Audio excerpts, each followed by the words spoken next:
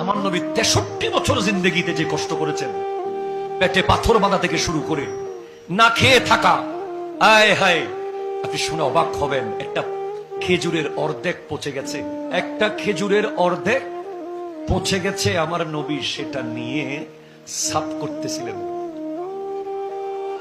রিওয়ায়াতের মধ্যে এসেছে, আমার নবী অর্ধ পচা খেজুরটা নিয়ে যে অর্ধেক ভালো অংশ আছে সে অর্ধেকটাকে সাফ করে পচা অর্ধেকটাকে ছিঁড়ে ফেলে পরিষ্কার করছেন। কোন এক সাহাবা বলছেন, ইয়া রাসূলুল্লাহ, এটা কেন নিচ্ছেন? অর্ধেক খেজুর পচা।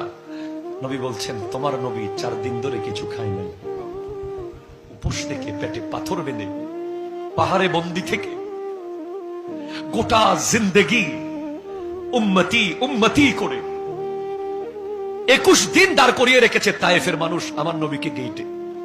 21 দিন। আপনি 1 ঘন্টা দাঁড়াবেন না, বিরক্ত হয়ে যাবেন।